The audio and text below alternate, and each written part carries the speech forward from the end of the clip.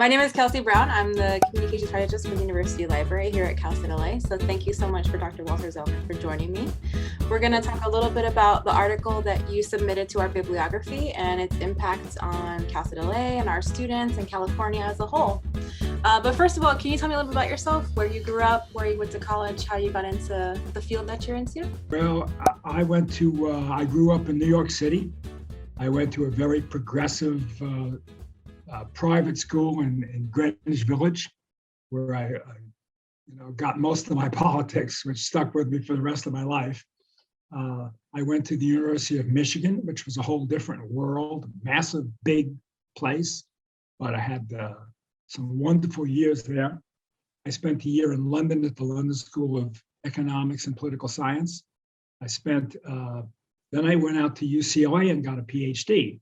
My PhD was in political science. So I'm now in public health, but I hate to admit it sometimes in the university community, but I've never had a course in public health. All my training was in political science. I got into health much, much later in life, when my interest in practical politics and policymaking led me into the field of healthcare, and I had some wonderful experiences there. Stayed there, then I started studying public health and researching public health and writing about public health. But I'm basically a political scientist and basically a political person as much as anything else, who now has found that the best way for me to have an impact on policy and politics is through healthcare. So healthcare is my vehicle, in a sense, and public health is my vehicle into a lot of those other things. So tell us a little bit about the article. Like, how did you approach it? How did you decide to do this research? What did you find in the article? I'd worked in public health and in healthcare and in this issue area for many years. By the time we wrote this article, I worked for the Insurance Commission in California, where we developed an insurance policy for the then Commissioner of Insurance, John Garamendi, and we sold it nationally, and it became the forerunner of the Clinton healthcare plan in 1993, 1994. So I had a lot of experience in California. I had a lot of experience in Washington. I was involved in the Clinton administration, worked in the White House for a while, developing that. It's a colossal failure, but I still learned a lot. You can learn from failure as well as success. But so I had all that experience. And so I knew a lot of people. And at one point, years later, I'd written for them occasionally. Health Affairs, which is the major healthcare policy journal in the country, contacted me and said, we're going to do a special issue on the uninsured. Would I write a cover article for it? And I said, no, I'm not up to speed to that extent anymore to write the cover article, but I can do something on California. And so that's what I did. And I got someone to help me with it who had more of the inside experience of California even than I had. And so we put that article together. And as we did it became an article about lessons of California healthcare, California government, and the United States government. And I came away with just an enormous, in a sense, increased respect for how difficult it is to get something big done in American government. How difficult it is, how many obstacles you have to overcome. That even California, which really wanted universal coverage, which had major, heavy political hitters fighting for universal coverage, couldn't get it until the federal government came along with Obamacare and provided California basically the money with which to do what it always wanted to do. Now California has one of the best organizations that's the central point of universal coverage in the country. And of course, we did something at Cal State LA to help this along. So when Obamacare passed, the thing called Covered California, which is the new marketplace through which a lot of low-income people or even now middle-income people get their health insurance, which was an idea that we had actually developed in California and pushed across the nation in the early 1990s. This was actually the core of what we developed. It was the core of the Clinton plan in 1993, and then came back in Obamacare with much broader things around it, but the same core thing. And so Covered California sent out a grant proposal for people to enroll the uninsured in California. And I said, well, why not us? We're in LA County, which is more uninsured than any county in America. We're right smack in the heart of LA. We're Cal State LA, where we found out 25–30% of the students did not have insurance 5 years ago or so, 6 years ago when this all started.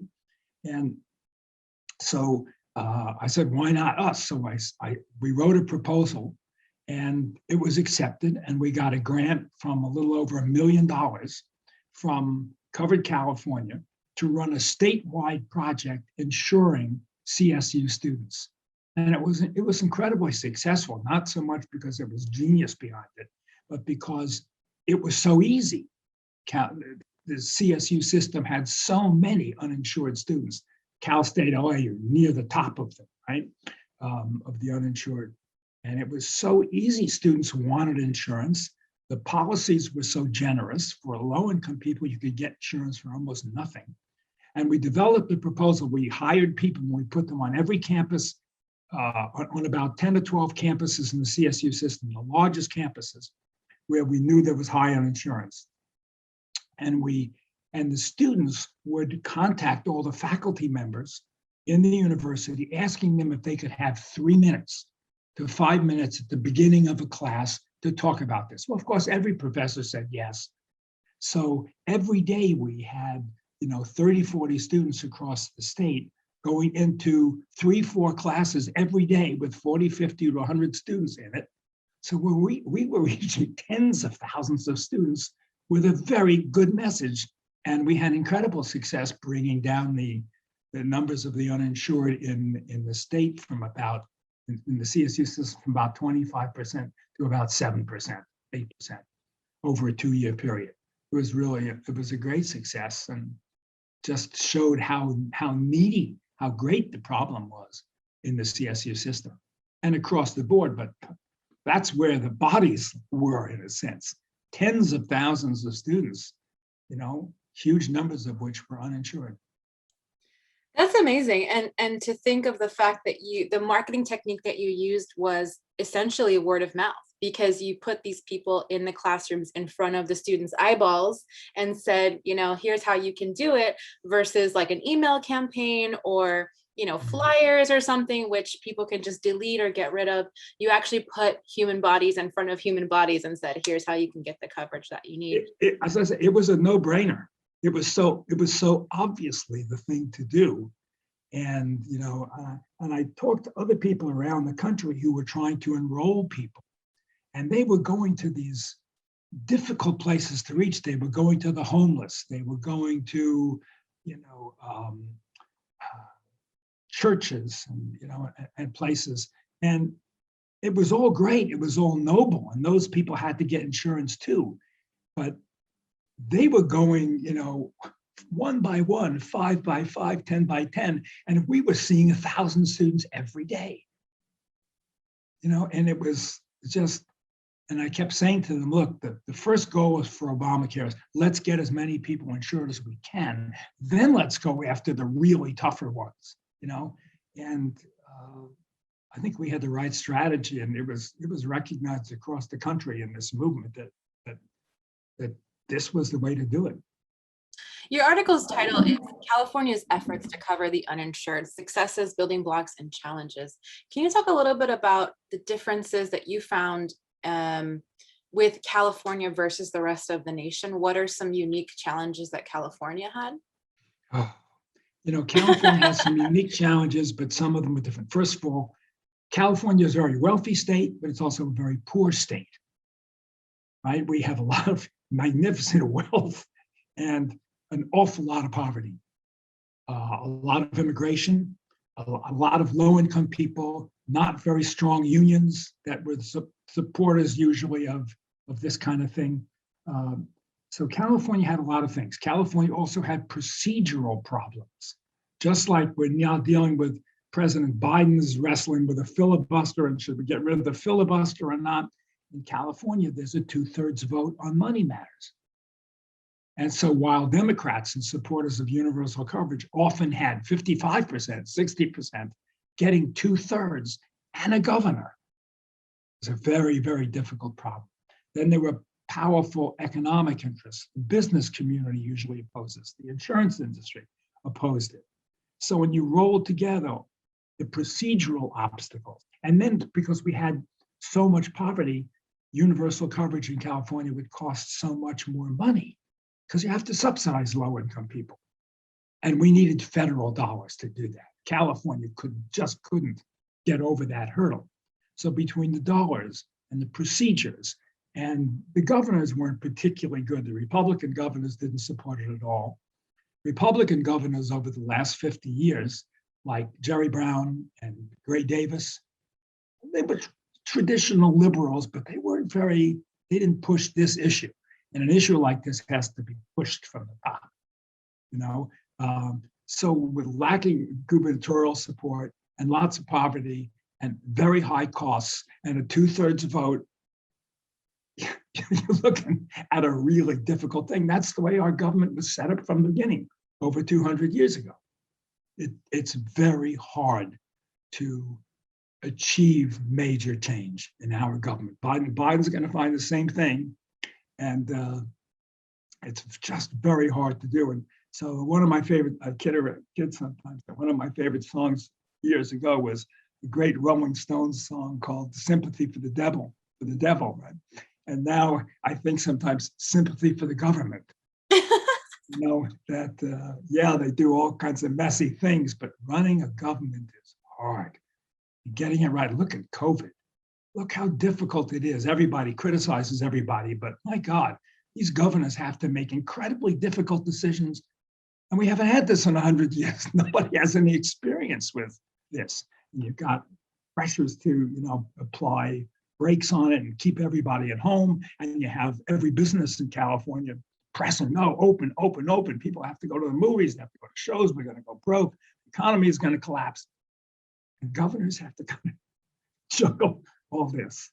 So, some are better than others, obviously, but it's hard doing government. And that's one of the things that came out of this article. For all California's efforts, we had in the end to be satisfied with influencing the national debate and the national dialogue about universal coverage and how to get there. And ultimately, a lot of what California failed to do over many years, and sometimes succeeded at doing, found its way into Obamacare. And so we ought to be content with that. It always reminds me of the difference between our government and, say, the British government, or most governments which are set up in which there's a prime minister who is in effect a president, elected by the parliament or the Congress, what we would call. So by definition, you have a governor or a president of the same party as the Congress. No wonder they're able to do things. Our system was set up quite the opposite, to make it very likely or make it very unlikely that one party would have the Senate and the House and the presidency. Very, very, very, very difficult. It doesn't happen all the time. You have this 2 years of, okay, we got everybody now, get everything done now before the midterms. Exactly. When you got it, you got to go fast. Yeah. Right. But then you have the filibuster, right. You have cloture, and you have all the committee chairpersons who Biden's a liberal, but all the, you have all these powerful senators on the other side. And, he's got enough votes if he can hold every single one of his people together, because he's barely going to get a Republican vote on anything. Why is it important that we always continue research, never stop researching subjects in general, not just for your field, but it's kind of an abstract question, but why is continual research important? Because there's so much that changes so fast and so much to learn about it. Researchers, I think, have to be, or at least some branch of researchers have to be cognizant of thinking, okay, here's the evidence. I've got the evidence. How do I get policymakers to understand the evidence? How do I move them? How do I make the public realize, if that's your audience, that this is the way we should be going? So research has a lot of challenges there. I think it's not just the enormous capacity of universities like Cal State LA to turn out research. It's what you do with it. I think that we have to spend a little bit more time on. You mentioned that you're no longer teaching because you're the chair, but when you were teaching, what was some of your favorite parts about teaching at Cal State LA specifically? What did you like about our students and our environment there at Cal State LA? They were eager to learn, and in many cases, what I was teaching them, they didn't know much about. So it wasn't that difficult to get them to think in different ways. They were very open-minded in that respect. They didn't come in with, parameters around themselves. They came in very open-minded. And I thought that was a great opportunity for an instructor, not to brainwash them, but to give them different perspectives, to open them up to different ideas and challenges. And especially when we were teaching public health, and I would teach about the uninsured or about how expensive healthcare was and why it was that expensive for students were really interested. And I did find that when I lectured, that didn't work that much. You had to engage them. If you wanted to get students to understand a healthcare budget, it was easier to get them to understand the problems of their family budget. And then say, okay, let's take your family budget. What happens when some part of your family budget goes up 15% and your income goes up only 5%? What do you do? Right, well, it's very much this. Let's translate that into healthcare. What happens when healthcare goes up at 15% a year and the government doesn't have 15% more money? Well, what do you do? Using those kinds of tools and trying to bring it to their level was a great experience for me, and I learned how to teach more. I'd done a lot of teaching before, but a good teacher has to allow the students to solve the problem. They have to get it on their own. And sometimes I would teach, and I'd go into the classroom and say, okay, I got my list of 5 things. I got my PowerPoint. You have your answers, and you have 5 points. 1, 2, 3, 4, and 5 is the answer. But you got to go through 1, 2, 3, 4 to get there. And so you open up a discussion with a question, and someone starts at point 3, and you think to yourself, I had point 1, and his was point 3, but you know something? I could have started with his. Do you miss teaching these days now that you're chair? Yes, I do. And I may go back to it, doing some teaching yet. Last year, I taught some. And I do miss the interaction and and it also makes me think about things in new ways because I teach health policy. And there's always new health policy, right? I can't use the same syllabus twice because all the issues change, and even within the issues it changes. So it kept me learning and looking at new things and new ways of things. One thing I want to say about the Cal State LA community is not just the students. I love the faculty at Cal State. They've been a great pleasure to work with, and we have, especially in HHS, we have a just terrific group of chairs. Even with many faculty members I met from other parts of the university, it's just a real collegiality. Well, thank you so much, Dr. Zelman. I really appreciate your time and taking the time out, and I'm eager for our community to hear more about your article, and thank you for participating in our bibliography. Sure. Have a great day.